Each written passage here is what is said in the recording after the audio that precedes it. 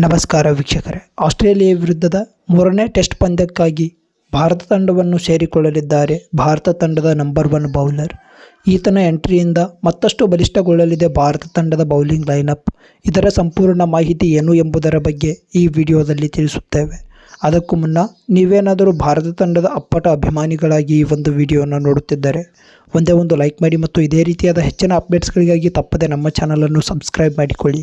ಹೌದು ವೀಕ್ಷಕರೇ, ಭಾರತ ಮತ್ತು ಆಸ್ಟ್ರೇಲಿಯಾ ತಂಡಗಳು ಈಗಾಗಲೇ 2 ಟೆಸ್ಟ್ ಪಂದ್ಯಗಳನ್ನು ಮುಕ್ತಾಯಗೊಳಿಸಿವೆ. ಮೊದಲ ಟೆಸ್ಟ್ ಪಂದ್ಯದಲ್ಲಿ ಭಾರತ ತಂಡ KL ರಾಹುಲ್ ರವರ ಅರ್ಧಶತಕ, ಯಶಸ್ವಿ ಜೈಸ್ವಾಲ್ ಮತ್ತು ವಿರಾಟ್ ಕೊಹ್ಲಿ ರವರ ಶತಕದೊಂದಿಗೆ 295 ರನ್ಗಳ ದೊಡ್ಡ ಮೊತ್ತದ ಗೆಲುವನ್ನು ಸಾಧಿಸಿತ್ತು. ಆದರೆ ಎರಡನೇ ಟೆಸ್ಟ್ ಪಂದ್ಯದಲ್ಲಿ ಭಾರತ ತಂಡದ ಯಾವುದೇ ಬ್ಯಾಟರ್ ಕ್ಲಿಕ್ ಆಗದ ಕಾರಣ ಆಸ್ಟ್ರೇಲಿಯಾ ವಿರುದ್ಧ 10 ವಿಕೆಟ್ಸ್ಗಳ ಹೀನಾಯ ಸೋಲನ್ನು ಅನುಭವಿಸಿದೆ ಅಂತಾನೆ ಹೇಳಬಹುದು. ಇದೀಗ ಮೂರನೇ ಟೆಸ್ಟ್ ಪಂದ್ಯಕ್ಕಾಗಿ ಭಾರತ ತಂಡ ಮತ್ತೊಬ್ಬ ನಂಬರ್ 1 ಬೌಲರ್ ಆಗಿರುವ ಮೊಹಮ್ಮದ್ ಶಮಿಯವರನ್ನು ತಂಡಕ್ಕೆ ಎಂಟ್ರಿ ಮಾಡಿಕೊಳ್ಳುತ್ತಿದೆ. ಮೂರನೇ ಟೆಸ್ಟ್ ಪಂದ್ಯದಲ್ಲಿ ಹರ್ಷಿತ್ ರಾಣಾ ಅವರ ಬದಲಿಗೆ ಮೊಹಮ್ಮದ್ ಶಮಿಯವರು ಸ್ಥಾನ ಪಡೆದುಕೊಳ್ಳುವುದು ಬಹುತೇಕ ಖಚಿತ ಅಂತಾನೆ ಹೇಳಬಹುದು.